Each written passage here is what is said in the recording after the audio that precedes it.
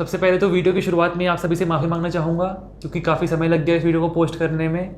असलियत में ये वीडियो मैं दूसरी बार बना रहा हूँ क्योंकि क्यूनेट कंपनी जो अपने आप को एक MLM कंपनी कहती है, उसका इतिहास ही कुछ ऐसा रहा है कि वो बहुत कॉम्प्लिकेटेड बन गई थी वीडियो। लेकिन ये वीडियो थोड़ी आसान भाषा में रहेगी। तो इस वीडियो में मैं आपको बताऊँगा कि इस कंपनी की हिस्ट्री क्या रही है वेरियस कंट्रीज़ में। किसी कंपनी के बारे में जानना हो तो उसकी हिस्ट्री बहुत इंपॉर्टेंट रोल प्ले करती है। हालांकि मैं ये नहीं कह रहा कि history is the conclusive proof to prove कि एक कंपनी फ्रॉड है कि नहीं, लेकिन हाँ, मेरा ये मानना है कि हमें एक लीगल पर्सन की तरह नहीं, एक प्रूडेंट पर्सन की तरह, एक रैशनल पर्सन की तरह बिहेव करना चाहिए। बाकी लाइफ आपकी है, कुल्हाड़ी आपकी है, पैर आपका है, इच्छा आपकी है। तो चलिए शुरू करते हैं। सबसे पहले क्यूनेट कंपनी जो है गोल्ड कॉइन्स लेकर आई मार्केट में। अच्छा, गोल्ड कॉइन कैसे मिलता है? जैसे फॉर एग्जांपल कोई सिक्का है, उसमें जो सोना है उसकी कीमत है 1 लाख रुपए, तो वो सिक्का आपको 1 लाख का नहीं मिलेगा, 1 लाख समथिंग का मिलेगा। जो समथिंग है, फॉर एग्जांपल 1,20,000 का मिल रहा है आपको, तो वो जो 20,000 है वो उस पर प्रीमियम है, मेकिंग चार्जेस है 20%। तो क्यूनेट कंपनी 100% प्रीमियम पे कॉइन लॉन्च किया। फॉर एग्जांपल कोई सिक्का 1 लाख का सोना है उसमें, तो वो 2 लाख का मिलेगा आपको, 1 लाख सोने का और 1 लाख क्यूनेट कंपनी अपने जेब में रखेगी। तो मद्रास की कॉइन सोसाइटी है, उसके प्रेसिडेंट ने कहा कि जो क्यूनेट का कॉइन है गोल्ड क्वेस्ट कंपनी का, गोल्ड क्वेस्ट वही क्यूनेट, वो किसी ऑथोराइज्ड बॉडी से नहीं है। नेपाल के होम मिनिस्टर ने, श्रीलंका के सेंट्रल बैंक ने, ईरान गवर्नमेंट ने गोल्ड क्वेस्ट कंपनी को एक पिरामिड स्कीम कहा। पिरामिड स्कीम क्या होती है उसके लिए मेरी आपको वो वीडियो देखनी पड़ेगी, whether MLM is a legal business और नॉट। इसके बाद 2002 में ऑस्ट्रेलिया ने भी इसको पिरामिड स्कीम घोषित कर दिया। ऑस्ट्रेलिया में एक ऑफिस है कंज्यूमर एंड बिजनेस अफेयर्स का, उसने ऐसा कहा।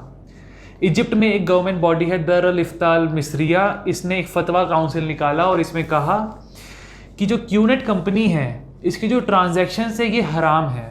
अच्छा, यहाँ पे जो हराम है गाली वाला हराम नहीं है, इसका मतलब है in violation with the provisions of sharia law. 2003 में भूटान का जो सेंट्रल बैंक है, जैसे यहाँ पे RBI वैसे वहाँ पे भूटान का सेंट्रल बैंक है, उसने बोला गोल्ड क्वेस्ट है, पिरामिड स्कीम है, इसको बैन किया क्यूनेट को पूरी की पूरी कंट्री में। नेपाल के सेंट्रल बैंक ने बोला कि ये 100% फ्रॉड कंपनी है। 2005 में श्रीलंका में बैन किया गोल्ड क्वेस्ट कंपनी को, ईरान में बैन किया इसको। ईरान ने यहाँ तक कहा कि $500 बिलियन स्कैम किया हमारी कंट्री के साथ।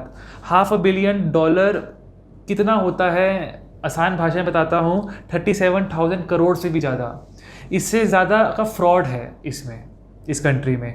इंडिया में डिक्लेयर कर दिया गोल्ड क्वेस्ट और क्वेस्टनेट को चिट फंड कंपनी 2005 में। चिट फंड कंपनी वही, वेदर MLM लीगल और इलीगल, उस वीडियो में बताया है। 2007 में इंडोनेशिया ने भी बोल दिया कि ये पिरामिड स्कीम है, वहाँ की डायरेक्ट सेलिंग एसोसिएशन ने ये कहा। फिर इंटरपोल, अब यहाँ मज़ा आया क्योंकि जो विजय ऐश्वरन नाम के एक इंसान जो इनके को-फाउंडर है क्यूनेट के, वो अरेस्ट हुए और किसी देश की पुलिस ने नहीं, पूरी इंटरनेशनल पुलिस इंटरपोल ने उनको अरेस्ट किया और उनके साथ कुछ और ऑफिशियल्स को भी अरेस्ट किया। और जो एलिगेशन था वो था फ्रॉड का।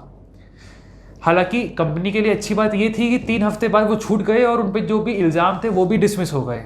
फिर भी कंपनी चैन से नहीं बैठ पाई कि 2009 में रुवांडा के जो नेशनल बैंक है उसने भी बोला कि ये पिरामिड स्कीम है। सूडान ने बैन किया क्वेस्टनेट को, बोला कि जो कि क्वालिटी ऑफ गुड्स है वो बहुत ही पुअर क्वालिटी है।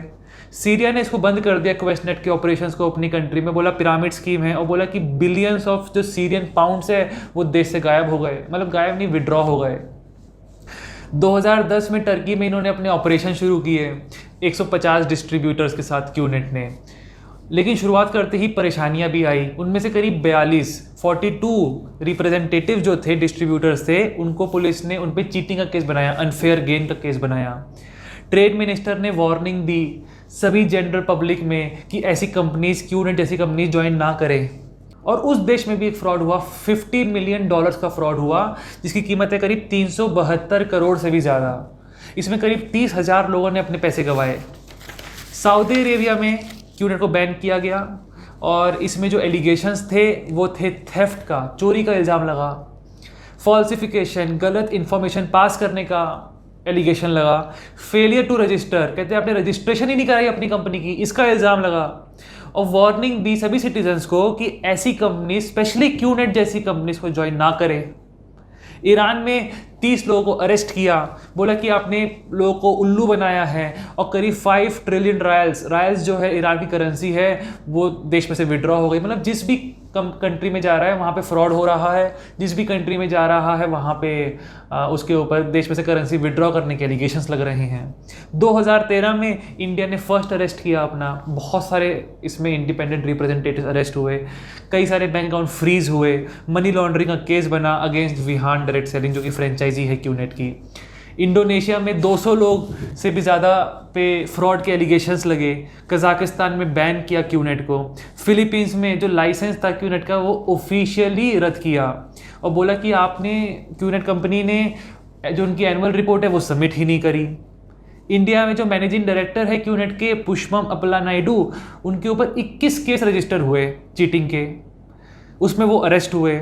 और सबसे मज़े की बात, जो ये ऐश्वरन है, विजय ऐश्वरन, और उनके साथ 2 और बिजनेस एसोसिएट्स सचिन गुप्ता और देव वधवानी, इनके खिलाफ एक लुकआउट नोटिस इशू हुआ। लुकआउट नोटिस वही नोटिस है जो विजय माल्या केस में लास्ट मोमेंट पे डाइल्यूट कर दिया गया था, मतलब जहाँ भी दिखे धर लो, मतलब उनको पकड़ लो, जाने मत दो।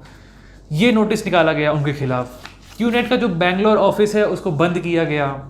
और ऐसी कंपनीज में क्या होता है मैं आपको बताता हूँ, प्रोडक्ट जो होते हैं उनमें दम तो होता नहीं है, बिकते नहीं हैं, तो ऐसी कंपनीज मोटिवेशनल स्पीकर्स जो है वो हायर करती है, जिससे कि जो उनके रिप्रेजेंटेटिव्स है उसमें वो इंजेक्शन लगा पाए और कुछ ना कुछ सामान और बिक जाए।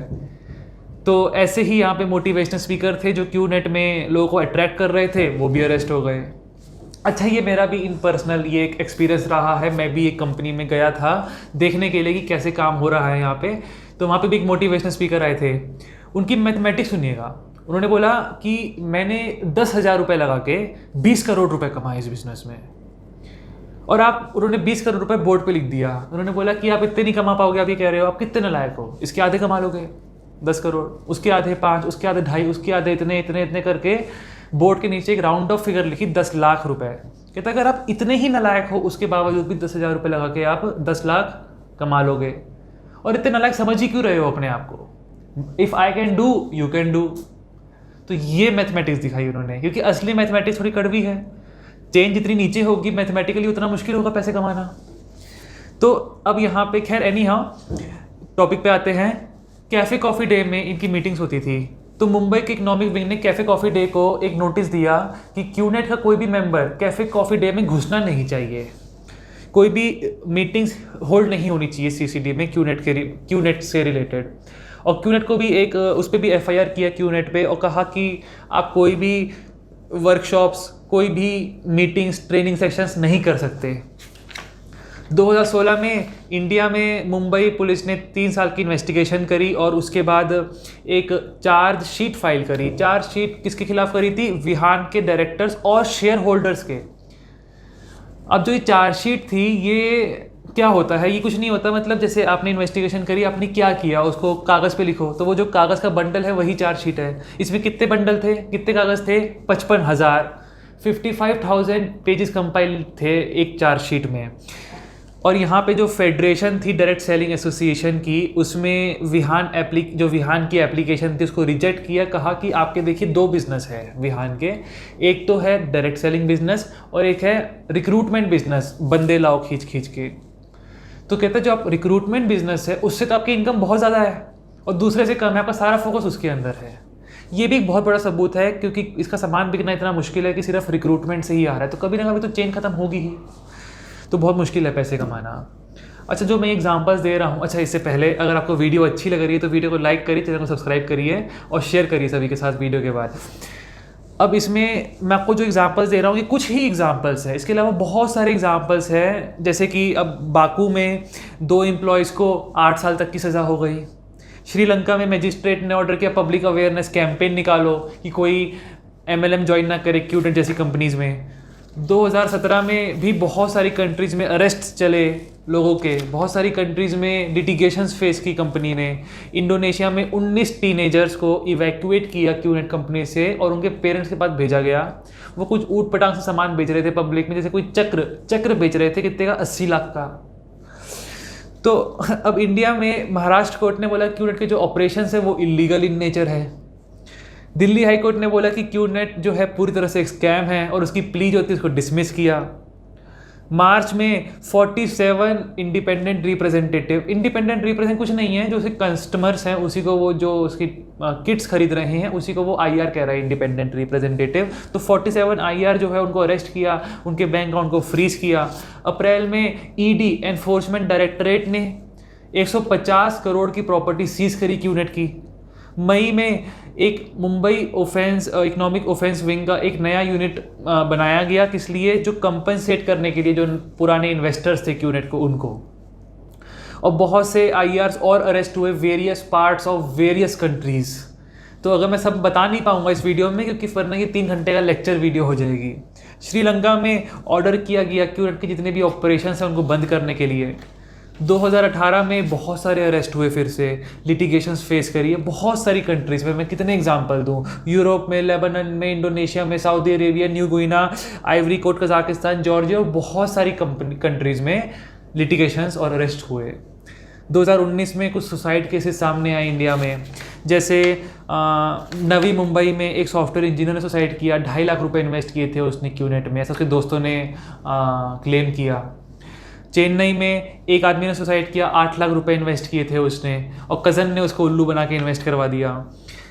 साइबराबाद में टेक्नोलॉजिकल एक्सपर्ट ने 25 लाख रुपए इन्वेस्ट किए क्यूनेट में, और एनरोल किया उन्होंने 6 लोगों को, और फैमिली का क्लेम था कि उस पर बहुत दबाव था और लोगों को एनरोल करने का, इसलिए उसने सुसाइड कमिट कर ली उस प्रेशर में। और इसलिए पुलिस ने एक चिट्ठी लिखी क्यूनेट के खिलाफ बहुत सारी बॉडीज़ को हमारे देश की, जैसे RBI, ED, IT department, SFIO serious fraud investigation office, registrar of companies, इन सब में क्यूनेट के खिलाफ एक चिट्ठी लिखी। मिनिस्ट्री ऑफ कॉरपोरेट अफेयर, जो कि हमारे देश भारत सरकार की मिनिस्ट्री है, उसने लुकआउट नोटिस निकाला फिर से 12 डायरेक्टर्स के खिलाफ क्यूनेट के। और ये आज तक स्टोरी चल ही रही है, इसमें कोई फुल स्टॉप नहीं है, लिटिगेशन आज तक फेस हो ही रहे हैं।